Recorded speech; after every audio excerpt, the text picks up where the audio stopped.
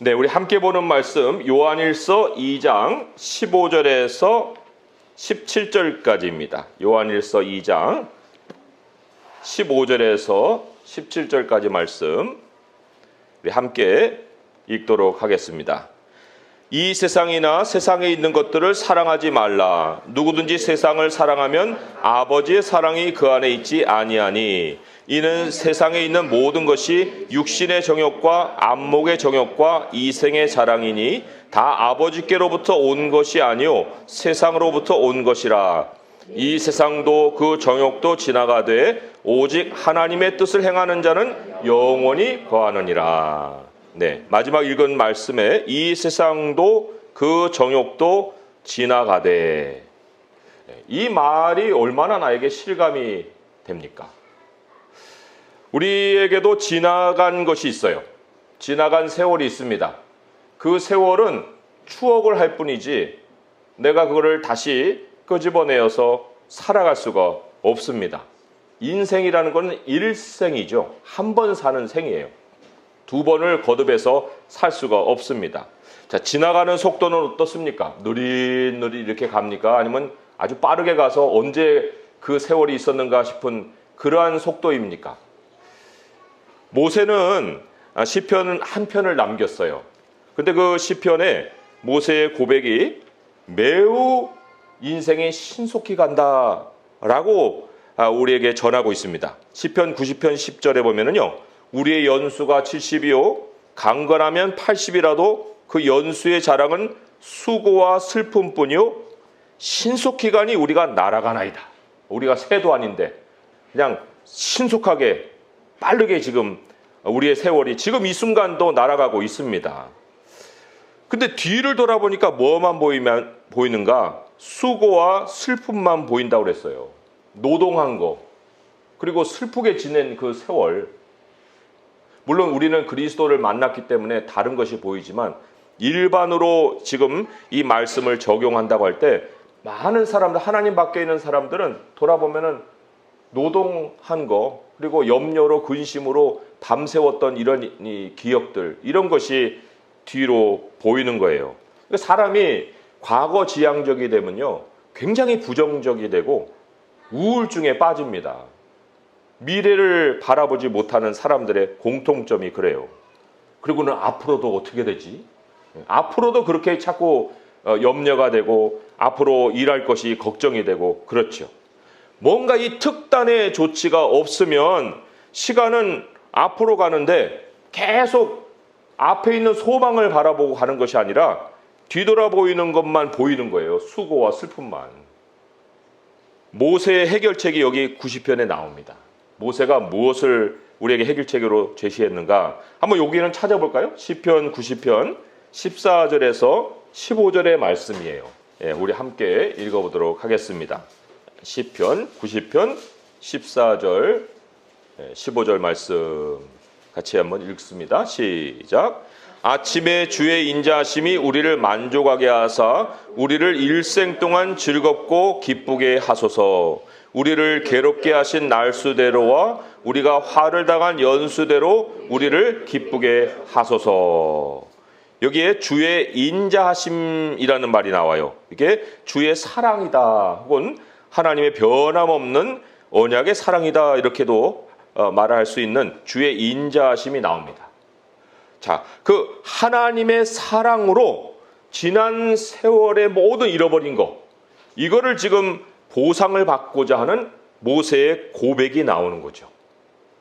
그러니까 지난 날에 대한 해결책, 다시는 노동과 슬픔이 아니라 소망으로 앞을 바라볼 수 있게 되는 해결책은 하나님의 사랑이에요. 하나님의 사랑으로 과거도 메우고 지금도 메우고 앞으로도 메워야 돼요. 그러면 사랑으로 과거를 보면요 다른 게 보입니다. 여기 아침이라는 말이 나오잖아요. 참 아침이 얼마나 소중한지 몰라요. 아침으로 시작하는 이 하루가 굉장히 소중해집니다. 사실 일생이라는 건 언제나 아침, 오늘 아침이 출발점이에요.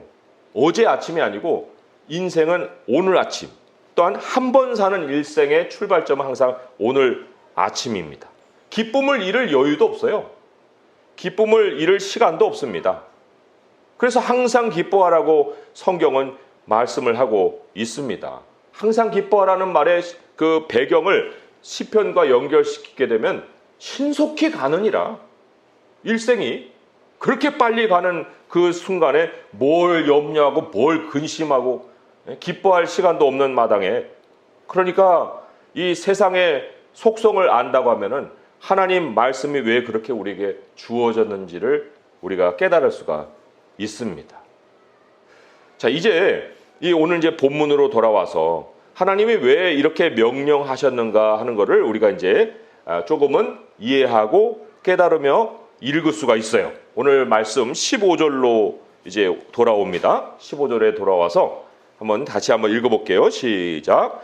이 세상이나 세상에 있는 것들을 사랑하지 말라. 누구든지 세상을 사랑하면 아버지의 사랑이 그 안에 있지 아니하니.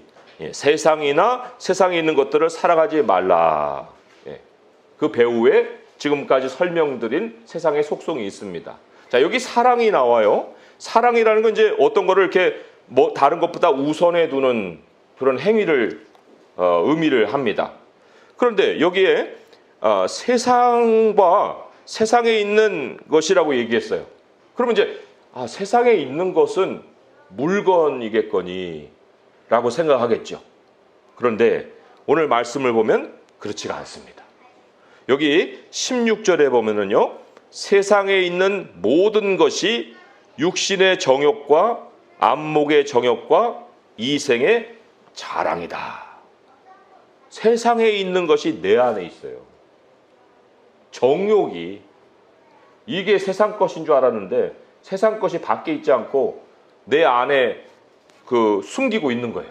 언제든지 드러날 수 있는 정욕으로. 그게 육신의 정욕, 안목의 정욕, 이생의 자랑이라고 얘기를 하고 있습니다. 몸이 원하는 거, 눈이 원하는 거, 그리고 마음이 원하는 거죠. 자, 하나씩 우리가 좀 볼 필요가 있습니다. 도대체 육신의 정욕, 안목의 정욕, 이생의 자랑이 뭐냐? 내 안에 있다는데 그게 진짜 내 안에 있는가? 언제 그걸 좀 확인해 볼 필요가 있죠. 육신의 정욕, 이게 이제 몸의 정욕이에요. 몸이 원하는 거. 가장 대표적인 것이 음란이죠. 음란이라는 건 내가 차단하지 않으면 그냥 쑥 들어옵니다. 내 몸 자체가 음란의 구조를 갖고 있기 때문에. 그 음란함을 통해서 이제 우상이 파고들거든요. 항상 우상에는 음란함이 동반이 되는 거예요. 거기다가 이제 오락이 있죠, 쾌락이 있죠. 이렇게 감각적으로 하는 모든 것은 다 육신의 정욕에 속해 있습니다. 패션으로 자기를 차려입는 것도, 이것도 다 이제 몸이 원하는 걸 해주는 거죠. 문신을 새긴다든지 이런 거. 이런 게 나는 이제 그런 게 없으니까 나하고 해당이 안 되겠다 하시겠지만, 그러나 하나라도 내 안에서 확인될 수 있는 것이 있으면 그거를 경계를 해야 하는 거예요. 결국은 왜 사람들이 몸의 정욕을 가질까? 그건 젊어지려는 거예요. 늙고 싶지 않은 거예요. 옷도 좀 화려하게 입고 뭔가 이렇게 차고 싶고 이렇게 씌우고 싶고 하는 거는 다 내가 젊어 보이고자 하는 거죠. 그 젊어 보이고자 하는 노력이 어디로 옮겨갑니까? 범죄 속으로 옮겨가면은 장기 매매로 가는 거예요. 지금 미얀마에서 그 장기 없는 시체들이 무척 많이 발견된다고 하잖아요. 그게 다 그거 빼다가 자기 끼는 거예요. 거기 장기 매매 있습니까? 예. 현대판 불로처가 뭐예요? 성형수술이에요. 성형수술. 그래갖고 막 땡기고, 예? 그래가지고 젊어 보이고자 하는 거. 또는 하와는 먹음직스럽다라는 걸 가지고 죄를 범했잖아요. 모든 보양식, 또 약으로 내 몸을 고쳐고자 하는 그런 노력. 이게 이제 과학을 하나님보다 맹신하게 만드는 우상이 되는 거죠. 이런 것들을 우리가 참 다 동원을 한다고 해도 막을 수 없는 게 뭐냐면 나이 드는 거예요. 늙어가는 것은 막을 수가 없어요. 우리는 몸은 죽음으로 향할 수밖에 없는 거예요. 흙으로 돌아가라 했으니 하나님의 명령을 어떻게 사람이 어깁니까? 그 몸의 근본 치유가 뭐냐? 이제 이 그 문제점만 우리가 분석할 것이 아니고 해결책을 얻어야 되는데, 하나님이 주신 해결책, 몸을 근본적으로 치유할 수 있는 해결책은 우리 안에 하나님의 영이 들어오시는 거예요. 들어와서 새 사람을 창조해내는 겁니다. 이 옛날 몸뚱어리가 아니고 새로운 몸뚱어리를 하나님이 주시되 하나님의 영이 들어와서 우리 안에 새 사람을 자꾸 키워가시는 거. 그게 근본 해결책이지. 내가 밖의 것을 뭐 아무리 주무른다고 해서 이게 변하지 않고 그냥 있는 게 아니라는 거죠. 고린도후서를 한번 보세요. 고린도후서 4장 16절. 자, 시작. 그러므로 우리가 낙심하지 아니하노니 우리의 겉사람은 낡아지나 우리의 속사람은 날로 새로워지도다. 늙어가는 것이 얼마나 낙심이 되는지 모르는데, 그런데 우리의 속사람이 있기 때문에 우리는 날로 새로워진다는 마음을 가져서 우리는 낙심하지 않을 수가 있습니다. 더군다나 우리 몸이 뭐냐를 우리가 알아야 돼요. 우리의 몸이 이제는 하나님의 영이 들어오심으로 인해서 내 것이 아닙니다. 내 것이 아니에요. 고린도전서로 가보세요. 고린도전서 6장 19절에서 20절의 말씀, 269쪽에 있죠. 고린도전서 6장 19절에서 20절 같이 한번 읽어보겠습니다. 시작. 너희 몸은 너희가 하나님께로부터 받은 바 너희 가운데 계신 성령의 전인 줄을 알지 못하느냐. 너희는 너희 자신의 것이 아니라 값으로 산 것이 되었으니 그런즉 너희 몸으로 하나님께 영광을 돌려라. 성도의 몸은요, 성물입니다. 성전이고 성물이에요.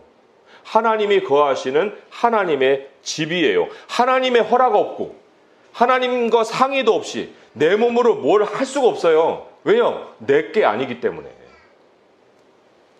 그런데 그게 얼마나 우리에게 소망을 주는지 모릅니다. 왜냐하면 내 것이 아니고 하나님의 것이니까 하나님이 책임지시는 거예요. 몸을 책임지신다는 거예요. 몸을 책임질 때 뭐를 주시겠습니까? 양식을 주시죠. 먹을 걸 주시죠. 입혀주시죠. 몸이 자야 하는 주거 환경을 하나님이 예비해 놓으시죠. 그리고 몸의 병, 이거 하나님이 책임지시는 거예요. 치유도 하나님의 영역입니다. 또 몸으로 사람들 만나잖아요. 관계, 인간관계를 어떻게 해야 되느냐, 누구하고 만나야 되느냐, 이것도 다 하나님 허락받고 하나님 승낙받고 해야 되지 내가 마음껏 다닌다고 해서 되는 게 아니에요. 그러니까 몸이 내 것이 아니고 하나님의 것이라고 할 때에 여기에서 삶의 평안이 임하는 겁니다. 자, 두 번째로 안목의 정욕이라고 했죠. 보암직도 하고 하와가 거기에 넘어가는데, 자, 눈은 몸의 일부예요. 몸의 일부인데 이 눈을 통해서 세상이 들어옵니다. 세상이 들어오는 통로예요. 굉장히 특별한 몸의 부분이라고 할 수가 있습니다. 주님은 눈은 몸의 등불이다 라고도 말씀을 하셨습니다. 그러니까 몸의 정욕이라는 것은 눈의 정욕이 일으키는 결과예요. 몸이 그냥 뭐 하고 싶다 이렇게 생각을 하는 게 아니고요. 눈으로 정욕이 들어와서 몸으로 전달되는 거예요. 사람이 어떤 물건이나 또 어떤 사람이나 표면만 보는 그러한 생각을 갖잖아요. 표면만 보는 눈을 가지면은 이 눈이 범죄의 도구가 됩니다. 그렇잖아요. 보는 것으로도 간음한다고. 보는 것으로 저거 갖고 싶어 이렇게 되는 거예요. 그게 그 내용이 뭔지 목적이 뭔지 이런 거는 생각도 안 하고 표면만 보면 이게 범죄의 도구라는 거예요. 외모로 판단하는 거. 우리 주님은 보이는 대로 판단하지 않는다 그랬죠. 그러니까 우리 그리스도인들은 보는 대로 판단하지 말아야 되는데, 그런데 이 눈이 정욕에 사로잡히면 이제 보는 것으로만 판단하게 돼 있어요. 눈의 범죄가 뭐냐? 이제 그리스도인이 눈으로 범하는 범죄도 있을 수 있어요. 그게 바로 차별입니다. 차별. 성경에 여러 군데 그 관련 구절이 있는데 대표적인 것을 보면 야고보서예요. 야고보서 한번 찾아보겠습니다. 야고보서 2장 1절에서 5절까지예요. 야고보서 2장 1절에서 5절까지. 자, 찾으셨으면 우리 함께 읽어보도록 하겠습니다. 시작. 내 형제들아, 영광의 주 곧 우리 주 예수 그리스도에 대한 믿음을 너희가 가졌으니 사람을 대하지 말라. 만일 너희 회당에 금가락지를 끼고 아름다운 옷을 입은 사람이 들어오고 또 남루한 옷을 입은 가난한 사람이 들어올 때에 너희가 아름다운 옷을 입은 자를 눈여겨보고 말하되 여기 좋은 자리에 앉으소서 하고 또 가난한 자에게 말하되 너는 거기서 있든지 내 발등상 아래에 앉으라 하면 너희끼리 서로 차별하며 악한 생각으로 판단하는 자가 되는 것이 아니냐. 내 사랑하는 자들아, 들을지어다.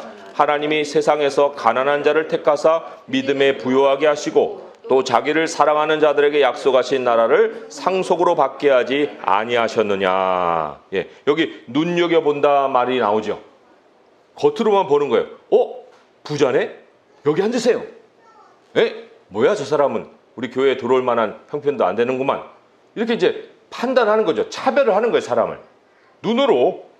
눈의 정욕을 가지면 그렇게 되는 거죠. 그럼 이걸 어떻게 해결할 거냐 할 때 주님이 가장 유명하게 하신 말씀이 뭐냐면 네 눈에서 들보를 빼라는 거예요. 그러면 다른 사람의 티를 빼려고 하지 말고 네 눈에 있는 들보를 빼라는데 들보를 어떻게 빼야 되느냐. 빼고는 싶어요. 근데 뺄 방법을 모르면 못 빼요. 있는 줄 아는데. 그러니까 망치가 있어야 못을 쳐서 집어넣죠. 못을 쳐서 집어넣어야 되는 거 아는데 망치가 없으면 손으로 치겠습니까? 못 하잖아요. 그럼 들보를 어떻게 빼겠느냐. 누가복음 11장으로 한번 가보세요. 누가복음 11장 그 말씀에 하나님이 우리에게 들보를 뺄 수 있는 그 해결책도 주셨습니다. 누가복음 11장 34절에서 36절까지 말씀이에요. 같이 한번 읽어보겠습니다. 시작. 내 몸의 등불은 눈이라. 내 눈이 성하면 온몸이 밝을 것이요 만일 나쁘면 내 몸도 어두우리라. 그러므로 내 속에 있는 빛이 어둡지 아니한가 보라. 내 온몸이 밝아 조금도 어두운 데가 없으면 등불의 빛이 너를 비출 때와 같이 온전히 밝으리라 하시니라. 예, 이게 이제 눈을 성하게 만드는 그 해결책을 제시한 거예요. 눈이 성하면 어떻게 성하느냐. 35절에 나오듯이 내 속에 있는 빛이 어둡지 아니한가 점검하라 이거예요. 내 속에 있는 빛이 뭐예요? 말씀이죠. 하나님의 말씀이 내 마음 안에서 얼마나 밝게 비추고 있느냐. 5와트로 비추고 있느냐, 60와트로 비추고 있느냐, 100와트로 비추고 있느냐에 따라서 이 눈이 침침해지기도 하고 밝아지기도 하는 거예요. 근데 눈이 침침해지는 순간 이게 들보만 남는 거죠. 근데 눈이 환하게 밝으면은 온몸도 밝아요.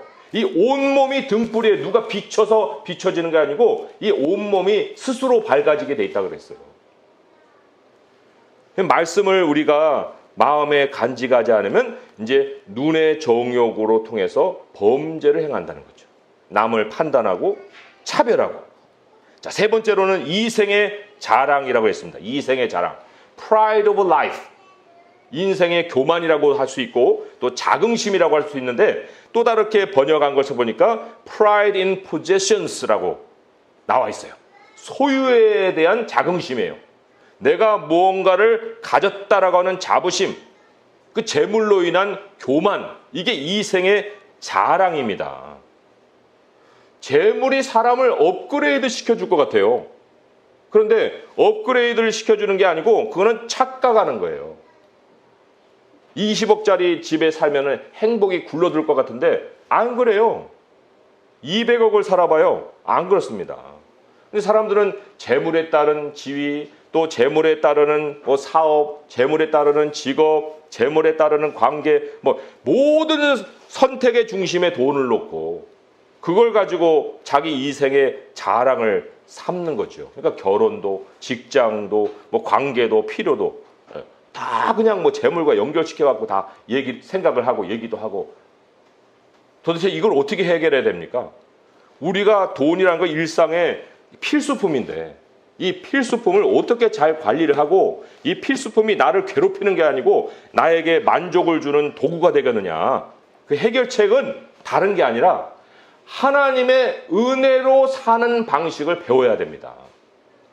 여기 말씀으로 오늘 돌아오게 되면 15절에 뭐라고 얘기했어요?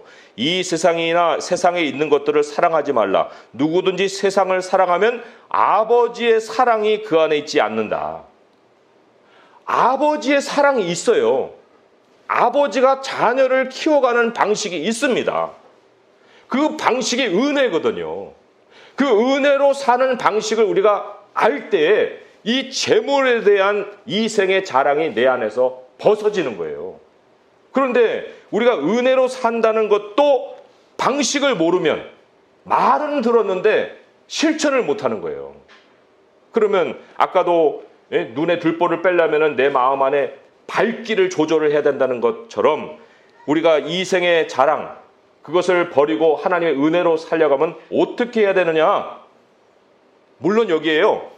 내가 입는 은혜만 생각하면 안 돼요. 내가 입는 은혜. 보통 은혜 하면은 나를 중심으로 생각하겠죠.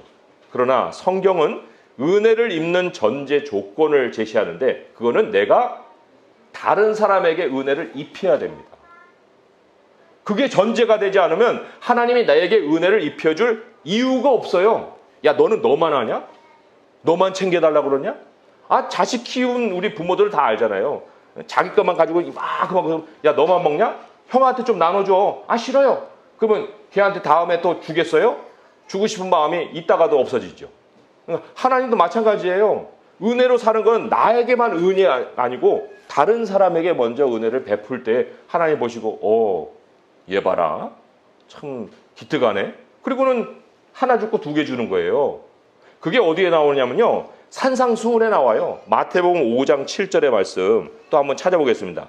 마태복음 5장 7절 같이 한번 읽어보겠습니다. 시작. 긍휼히 여기는 자는 복이 있나니 그들이 긍휼히 여김을 받을 것이미요. 이 긍휼이 은혜입니다. 은혜. 그러니까 긍휼히 여기는 자에게 하나님이 은혜의 복을 주신다.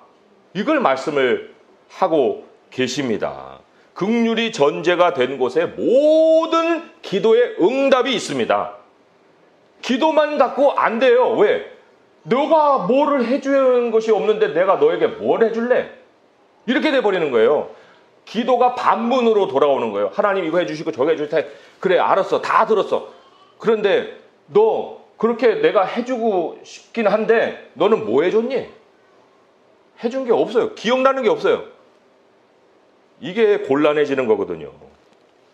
그 빌립보서 말씀이 그래서 긍휼이 전제가 되어야 기도의 응답이 있다는 걸 우리에게 확인을 해줍니다. 빌립보서로 한번 또 가보세요. 오늘 성경을 좀 여러 가지 찾는데 매우 중요하기 때문에 함께 찾아보는 거예요. 빌립보서 4장이죠. 4장. 빌립보서 4장. 신약성경 322쪽에 있어요. 322쪽. 빌립보서 4장 4절에서 7절까지입니다. 이건 이제 제가 좀 설명을 드리면서 읽어야 되기 때문에 제가 읽겠습니다. 빌립보서 4장 4절에서 7절입니다. 주 안에서 항상 기뻐하라. 내가 다시 말하노니 기뻐하라. 왜 그랬다고 했어요? 기뻐하지 않을 이유가 없죠. 신속히 가버리는데. 그죠? 그리고는 너희 관용을 모든 사람에게 알게 하라. 주께서 가까우시니라. 여기 너희 관용이 나눔이에요. 긍휼입니다. 베풀어라. 나눠라. 시간 없어. 주님이 다시 오신다니까? 너의 인생도 끝나는 거야. 언제까지 너만 하고 살 거니? 관용을 베풀어라. 너희 관용을 모든 사람에게 알게 하라. 내 자식에만 옷 입히고 먹이고 하실 것이 아니고 부모님도 공경하고 이웃들에게도 뭐 좀 갖다 줄 수 있는 거 있으면 갖다 주고 뭐 은밀한 구제도 하고 모든 사람을 대상으로 이렇게 해봐라. 그리고 난 다음에 이어지는 것이 뭐예요? 아무것도 염려하지 말고 다만 모든 일에 기도와 간구로 너희 구할 것을 감사함으로 하나님께 아뢰라. 그리하면 모든 지각에 뛰어난 하나님의 평강이 그리스도 예수 안에서 너희 마음과 생각을 지키시리라. 이게 나오는 거예요. 여기에서. 앞뒤를 거두절미하고 이 말씀만 보면은 나에게만 적용을 하죠. 그러나 하나님은 반드시 전제적인 조건을 제시하고 이 말씀을 주셨다는 걸 우리가 기억을 해야 됩니다. 우리 정리를 해볼까요? 몸이 뭐라고 했어요? 하나님의 성전이라고 했죠. 하나님이 책임지신다 그랬습니다. 이 몸 하나님의 것입니다. 또 눈은 뭐라고 그랬어요? 말씀으로 내가 보는 빛을 가져야 됩니다. 내 생각이 아니고 말씀으로. 이생의 자랑은 뭐라고 했어요? 나눔과 기도예요. 나누고 하나님 응답해 주시고, 나누고 응답해 주시고. 그러면 자랑거리의 내용이 달라지죠. 하나님이 채워주셨어요. 하나님이 은혜를 베풀어 주셨어요. 이렇게 되는 거예요. 영원히 남는 것이 뭡니까? 성경은 하나님의 뜻을 행하는 것이라고 했습니다. 하나님의 뜻을 행하는 것만 영원히 남아요. 여기 영원히 거하느니라 오늘 본문에는 그렇게 번역이 되어 있습니다. 그런데 여기 거하다 하는 것이 live예요. live forever죠. 영원히 사느니라. 죽음밖에 없는 세상에서 하나님이 영원히 사는 길을 지금 우리에게 복음으로 제시하고 있습니다. 누구에게요? 하나님의 뜻을 행하는 자에게. 우리 말씀을 오늘 맺습니다.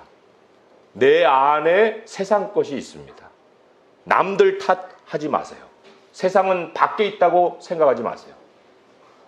육신의 정욕, 이생의 정욕, 안목의 자랑이 다 세상의 모든 것입니다. 예외가 없습니다. 그런데 그거는 다 지나가는 것이라고 그랬어요. 지나가는 거. 어제도 지나갔고 오늘도 이제 지나가고 있어요. 계속 지나가고 있어요. 영원히 남는 것은 바로 하나님의 나라에 있어요. 그래서 우리 주님이 이 말씀을 따라서 이제 하나님의 뜻을 행하고자 하는 사람에게 천국을 크게 열어주십니다. 지금 이 자리에서도 천국을 누리게 하시지만 우리가 진짜 살아갈 그 자리는 여기가 아니고 하나님의 나라예요. 그래서 오늘 마지막 결론으로 한 말씀 읽고 우리 말씀을 맺도록 하겠습니다. 골로새서 3장 1절에서 4절까지 말씀이에요. 이 땅에 우리가 생명을 가지고 지금 숨을 쉬고 있지만 이 숨 쉬는 것이 생명이라고 속지 마세요. 우리의 진짜 생명은 앞으로예요. 앞으로. 골로새서 326쪽 3장 1절에서 4절까지 말씀 함께 읽도록 하겠습니다. 시작. 그러므로 너희가 그리스도와 함께 다시 살리심을 받았으면 위의 것을 찾으라. 거기는 그리스도께서 하나님 우편에 앉아 계시느니라. 위의 것을 생각하고 땅의 것을 생각하지 말라. 이는 너희가 죽었고 너희 생명이 그리스도와 함께 하나님 안에 감추어졌습니다. 우리 생명이신 그리스도께서 나타나실 그때에 너희도 그와 함께 영광 중에 나타나리라. 아멘. 우리의 영광스러운 우리 자신의 모습을 미래에 보게 될 것입니다. 그럴 때까지 우리 주님 안에서 하나님의 것으로 주님께 충성하고 매일매일을 감사하면서 항상 기뻐하고 살아갈 수 있는 성도 될 수 있기를 주님의 이름으로 축원드립니다. 기도하겠습니다. 하나님 아버지, 우리의 시간은 잃어버릴 수가 없습니다. 하나님이 세월을 아끼라고 했습니다. 한순간도 우리가 염려할 여유도 없고 또 슬퍼할 수 있는 시간적인 여유도 없습니다. 아버지 하나님, 항상 기뻐하며 우리 주님이 말씀하신 대로 관용을 베풀며 살게 하여 주옵소서. 아버지, 몸과 눈이 그리고 이 생의 자랑이 원하는 것이 내 안에 있사오나 이것들을 다 물리치게 하시고 내 안에 속사람으로 아버지께서 새롭게 하시는 것을 믿고 우리 주님의 영과 함께 동행하는 삶이 되게 하여 주시옵소서. 오늘이 바로 그날이고 오늘이 다시 출발하는 날입니다. 오늘 이후로 우리를 부르시는 그날까지 우리 하나님과 함께 동행하며 주님의 것으로 주님께 영광 돌리게 하여 주옵소서. 우리 주 예수 그리스도의 이름으로 감사하며 기도합니다. 아멘.